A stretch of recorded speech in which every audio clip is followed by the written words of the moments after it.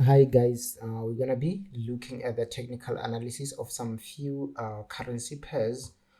It's just an analysis. This is how I analyze the market, so it's not actually a signal. So that's a little risk disclaimer there. It's not a signal. So whatever trade that you take, I am not responsible for that trade. This is just some technical analysis. It's just a process that I usually use to analyze the market. So I hope that is making sense. So I'm gonna start with USD card. I'm just gonna start on the 1 hour. So we can see here that there is something interesting that really happened.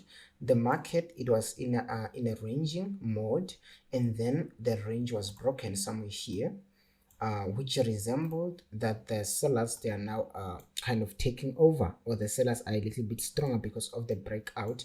And as far as we can tell here, we can see that there is a little corrective here, or a little kind of just a rest by the sellers. They're taking a break, and then it seems like they're now pushing the market over again. So however, one can say, look at your indicator, it is showing us that price is oversold. So remember what I always say, that oversold doesn't mean that you should buy. Oversold just tell you that the price is now extended or overextended on the seller's side. It means that there are too much sellers than there are buyers.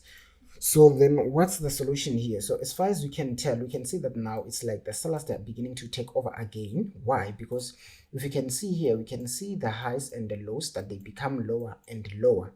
They become lower and lower. It means that the sellers, they are pushing even more, they are becoming even more stronger.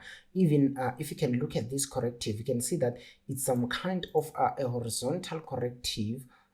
It's not a corrective that is actually pointing on the opposite side. And usually when we want to have a corrective, or when we want to see that maybe the buyers can do something, we have to see the corrective in a manner of an opposite direction. But now the corrective is just horizontal, or it is a little bit squeezing towards the seller's side. So this is a sign that the sellers might continue or begin a downtrend starting from that high there. So it might mean that this is just a beginning of a new downtrend by the sellers.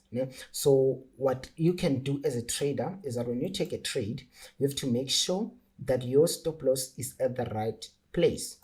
For an example, if you enter here, you need to make sure that your stop loss is somewhere around that high, and maybe you target all the way down, depending on how the price is going to behave. So I hope that is making sense. Usually you should esteem price action more than any other thing. That's why we use indicators to confirm. We don't necessarily use indicators to just to use them as our primary form of analysis or form of decision making. So we use them usually to confirm our technical or price action. So here, as far as I can tell, it seems like the sellers, they are dominating. It seems like they are still gonna push the price down, but anything can happen. So make sure that when you take this trade, your stop loss is at the right place, just above that high there. And I think it will be better that way, because if the price reverses and it breaches that high, then it means something else. It means that the buyers, maybe they are starting to come back in the game. But as far as it doesn't breach this high, it's still a seller's market. So that's why I say this looks more like a selling opportunity, depending on what you personally prefer when it comes to executing your trades.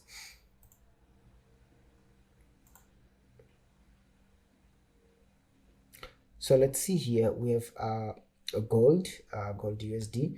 So we can see that the market has been moving like aggressively upwards, starting from that point there.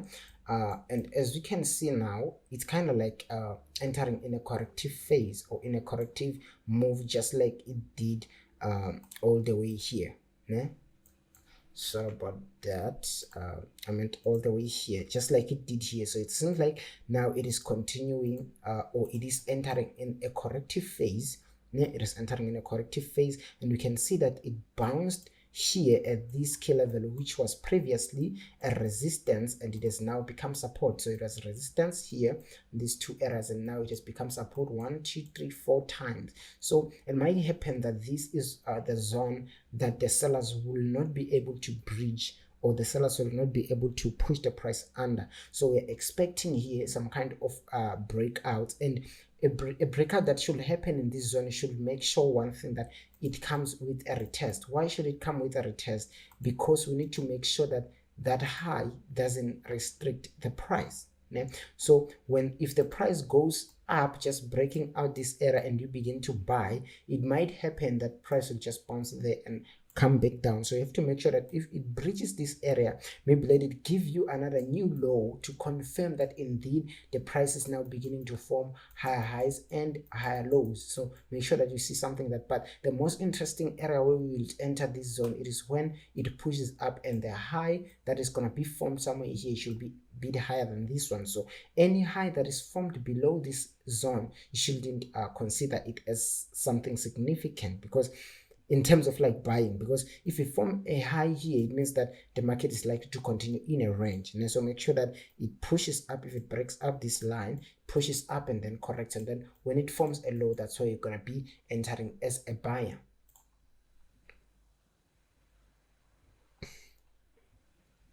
Let's look at GBPUSD. So we can see GBPUSD prices are pushing up. They are forming some kind of higher highs and higher lows, and there's something interesting here. We have a key level there where the sellers begin their most impulsive move. It doesn't mean that we ignore that high or we ignore whatsoever, but this one, it is the most recent one where the sellers really began to push aggressively towards the downside. So that's why I estimate greater, because it's just the most recent one. It's the most recent sellers territory.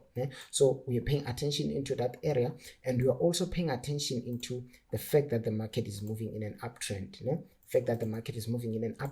So it means that the buyers, they are the ones which are in control. And here, what we were waiting some kind of buying opportunities, because price is not yet in that area.